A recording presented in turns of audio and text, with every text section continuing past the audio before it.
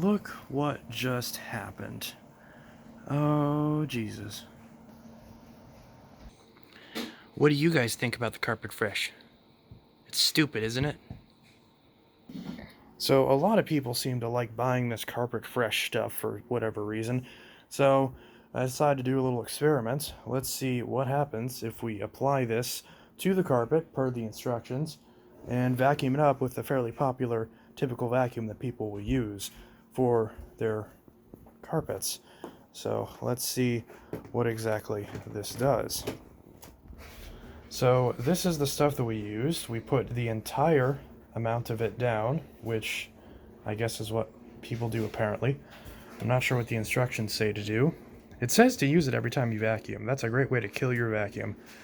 And yeah, I have a feeling this is going to ruin a bunch of stuff. But there is only one way to find out. Are you going to use the vacuum? Yes. Okay. Let's see what happens. Yeah, okay, I'll film. Because I'm usually always the one using the vacuum, so we'll shake it up a little bit. No pun intended, since it is carpet shake. Make sure it's on the carpet mode, babe. I know. Okay. Do you remember how to use this?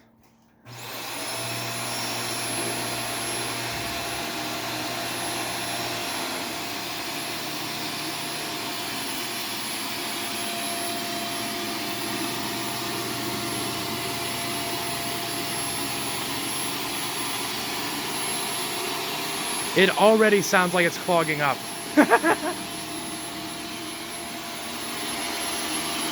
Okay, well.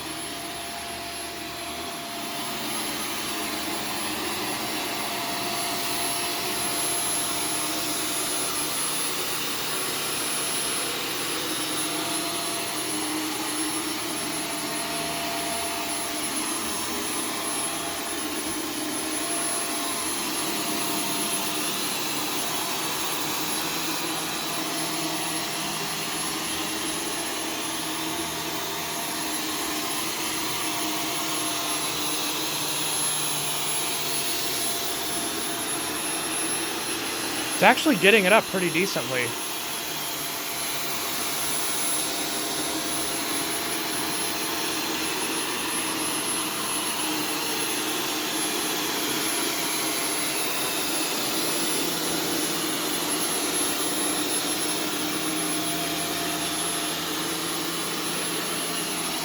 It sounds like it's choking. What? It sounds like it's choking. Probably because it is.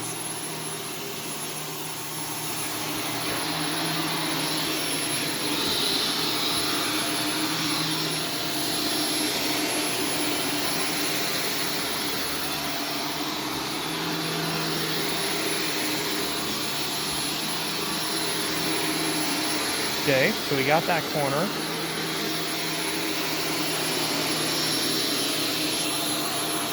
Now get the rug.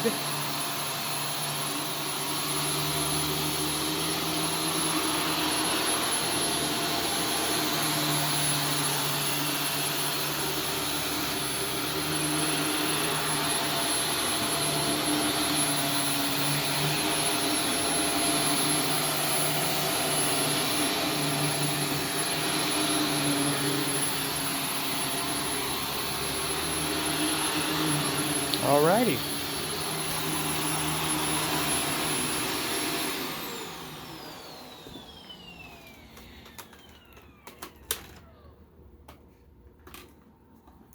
So,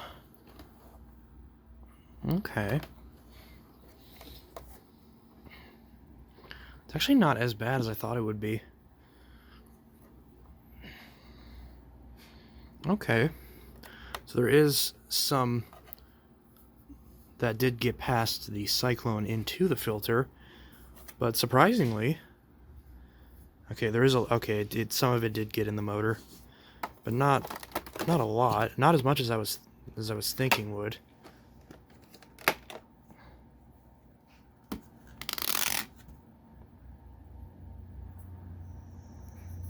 There's a little bit in the filter. So Not great, but honestly, it's not as bad as I thought it was going to be, considering how much we actually picked up. Because we picked up a whole container of this stuff. So, I guess it's not as bad as I was anticipating. Still not great. You could still hear that this stuff was clearly clogging the filter. As you can see, this is now...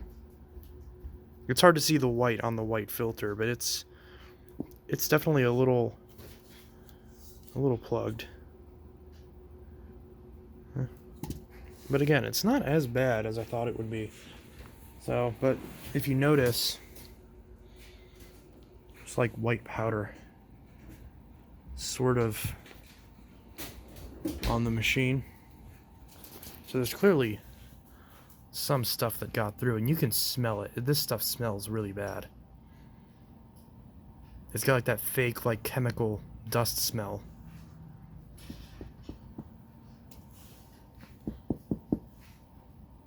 You probably can't see the dust coming off of that.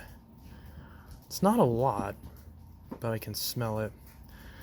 So I want to see what happens if I wash these filters, if any of this stuff comes out of it. Alright, let's see if anything comes out when we wash these filters. So we'll start off with the back pad, which will probably be the cleanest out of the two. So, of course it's stained in the center, but that's not too bad. Okay, not a lot.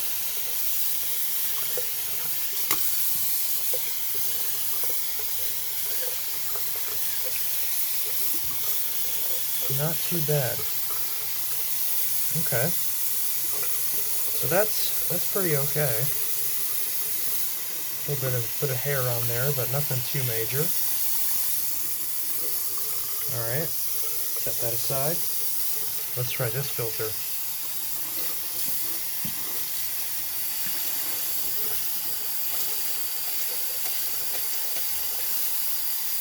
So I can tell this filter, even though there's not a lot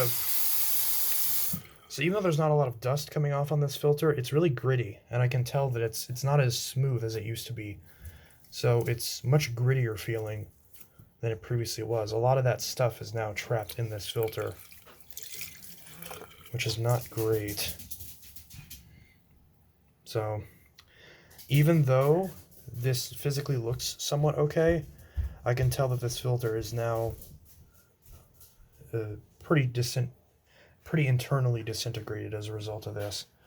So if you were to do this, I would highly recommend changing your filters just entirely, which, considering it says to use it every time you vacuum, I would have to disagree with that. So this stuff, when you only use it once in a modern bagless system, it's not the end of the world. But here are the negatives that I've discovered. First off, it does still ruin the filter. In my case, I was testing this with a brand new system, a brand new vacuum that's only had a few days worth of usage. So I guess not brand new, but still very new. So because of that, this handled it relatively well. But if you had an old vacuum, or if you had a vacuum that wasn't a sealed system, or if you had a vacuum that had even worse of a cyclone setup, like a lot of the Bissells, a lot of the more budget machines like the Dirt Devils and all that, this result would probably be a lot worse. Although I guess I can't say for sure unless I actually test this with one of those machines. But yeah, this would certainly, if you were going to do this, you'd want to do this with a bagged vacuum with a HEPA bag, because that would handle itself a lot more than this. But even in that scenario, you still would have to replace the bag. So either way, if you use this, it's going to ruin whatever filter media of the machine you have is, at least the shallowest filter media, so the one that's closest to the suction path. So that will require some money to be invested and time to be invested to replace those parts on your vacuum.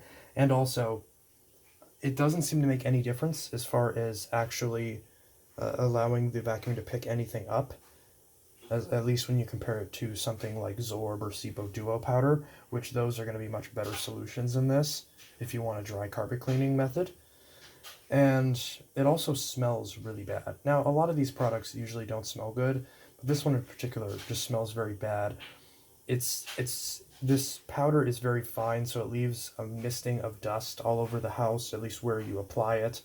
So that's not very good for your air quality either. So while this stuff isn't as bad as I was expecting it to be, I still do not recommend this. If you want to deep clean your carpets outside of just normal vacuuming, then a dry powder like Dyson Zorb or Cibo Duo powder would be my recommendation, or wet extraction would be the ideal way to go with something like a Hoover Power Scrub or a Bissell Pro E2X, or even ideally something like a Bissell Big Green or a Rug Doctor, but those are obviously much more expensive and much heavier. So there are other solutions that I feel would be much better than this Arm&Hammer carpet stuff. And this especially is at least better than just using straight baking soda, even though they advertise it as if they're interchangeable. They are not. So, yeah, I don't recommend this stuff, but to be fair, it's not as bad as I was expecting. But remember, that was a very small area of carpet. So, if I was doing my whole house with this, all of the carpet, these results would be exacerbated even more, and there would probably be actual damage to the machine. So, yeah, don't use this stuff. It's not an effective way of cleaning your carpets and only causes issues with your machine. So there's an interesting little experiment, but the results are disappointing to say the least, because I do not notice any difference in the cleanliness of the carpet, yet there is still, well, all these issues with the machine. So yeah, that's pretty much that. I'm probably going to have to change this filter now, but I will still wash this and dry this and report on the results in the description. So if this comes back to its normal self and it feels normal again after this, then I'll update the description. So yeah. We can also see over here if we open this up, that the actual shroud cyclone right here is covered in this powder stuff, which is not good for the machine. You could hear the machine choking when it was running. And yeah, that's not going to be healthy for your motor, even if it doesn't actually get any debris through it. So, not good either.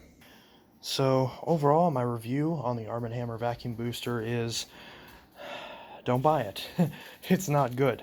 So, yeah, I can't imagine how much worse these results would be if this actually was a vacuum that did not have a sealed system.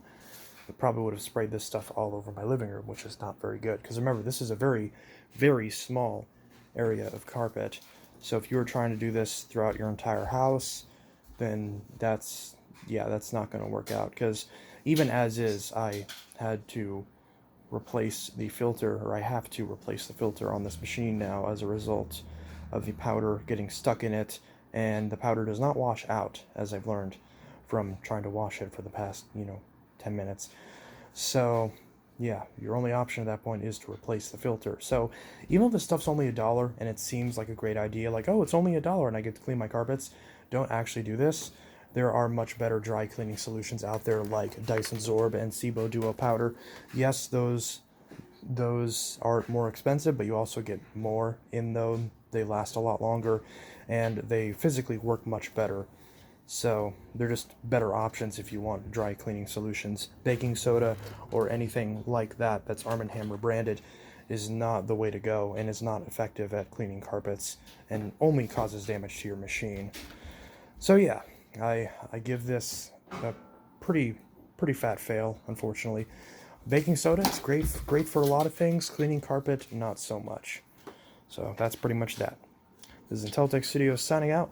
I'll see you guys in the next video, and I hope you all have a good one. Peace.